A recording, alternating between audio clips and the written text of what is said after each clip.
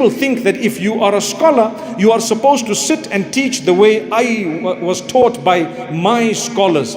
That's not true. They don't need to do it that way. If there are millions of scholars, wallahi, we need to diversify.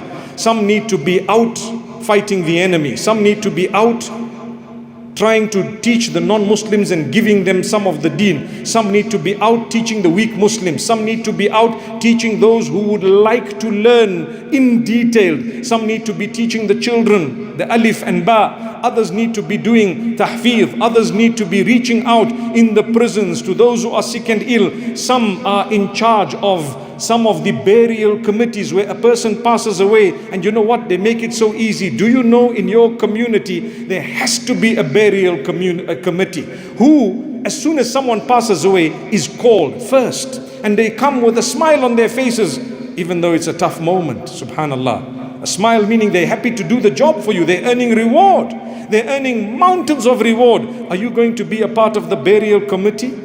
Many people will say, no, I don't have the time. Well, be proud of those who do have the time. They are doing you a favor, and I. Similarly, when you have a marital problem, where are the scholars who do some counseling or arbitrations? They are there. They are also learned. They have a lot of knowledge. They may not want to show it and expose it. They might not be teaching every single subject there is to be taught, but they are involved in a certain department within the ummah. They are important. We respect them. We consider them scholars, and we really are proud of what they are doing. Similarly, when people are going through issues with their children, issues in the community, who is there? There will be different types of scholars. Not all of them are going to be teaching the way your sheikh taught you. So today, if you witness the children, as they grow older, they learn. Where do they learn from? One of the sources that they learn from, whether you like it or not, is online. Whether you like it or not, is online.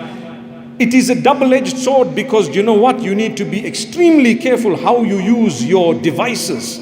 But this is the month of Ramadan. I want to tell you, my brothers and sisters, seize the opportunity to listen to something good, to do something good, to benefit yourself, to attend online classes from those who are reputable. Expand your knowledge. Don't spread hurt and hate. Don't become a vehicle of pointing at scholars simply because they're not doing what you think they should be doing. There are some busy compiling books. There are some who are busy with websites, some who are busy with applications, some who are helping you in ways you can't imagine. I know of scholars who are busy trying to create cartoons for children because they see that the cartoons the children have been watching, and we've never been able to get them off the cartoons completely, are heading them in the wrong direction. So the solution is to bring in that which is going to teach them the deen of Allah in a playful manner, in a lovely, beautiful way. They're going to be watching small little cartoons, and as they come out, they are reading the du'as, they are singing an-nasheed, they know how to respect their elders, they know who is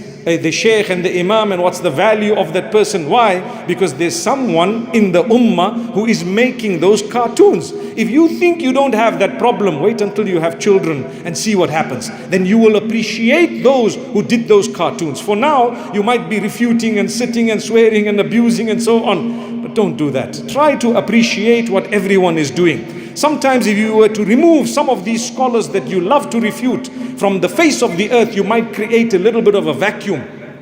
But you don't realize that. So each one is specialized in his or her own way. I started off by saying the children are discouraged because they witness scholars fighting each other. They witness scholars talk about each other. Some of them are specialized in studying the lives of others who are doing the work and finding fault. Now, unfortunately, that is a sign of rejection. You see, when you are supposed to be doing hard work, say you're a mechanic and you're supposed to be repairing the vehicles, but you're not repairing the vehicles, you're watching others who are fixing the cars. And by the way, nowadays, if you're a mechanic and there's a Tesla around the corner, you might not be able to touch it because you're going to need to go for a course before you know what a Tesla is all about. Because if you're trying to use whatever you had in terms of your learning 5 years or 10 years ago, it's not going to work with some of these new vehicles. You need to update and upgrade. So when you see a younger guy dealing with a Tesla, for example, don't be jealous of him. Don't abuse him. Some people, when they are mechanics, instead of fixing the vehicles, They sit and watch others and say, this guy doesn't know what he's doing. That guy's going to mess up all the cars. This guy's caused problems in the vehicles. But what have you done? What have you done? How have you even repaired the first vehicle? Can you show us? So this is why we say in every field, this is what happens. Those who know, they know that they know. And then they are busy doing hard work. They don't have the time to look at another mechanic because I'm so busy with my work. I've got 100 vehicles. If anything, I wouldn't mind giving you 10 of my cars because I can't cope. That's how busy I am. But what are you busy doing? You're busy pointing fingers. And as a result, the others who become mechanics, they either join you in pointing fingers or they are going to be repairing vehicles with all the others. Same applies in knowledge. Some sit back and they talk about this one and that one. They'll print pamphlets. They will put articles. What are they doing themselves? How did they serve the broader masses? Did they take the deen to the non-Muslims? Did they ever think of talking or addressing or engaging the haters who hate Islam? In order to try and give them a picture of what Islam really is. They may not accept Islam. Let them listen to what you have to say and say, wow, I used to think Islam is a terrible religion filled with extremism, but now I've understood that in fact it is a religion that has good and blessed teachings. How do they know? Someone, somewhere, somehow specialized in teaching them and reaching them. And you are busy sitting in your masjid, mashallah, doing a good job perhaps as an imam.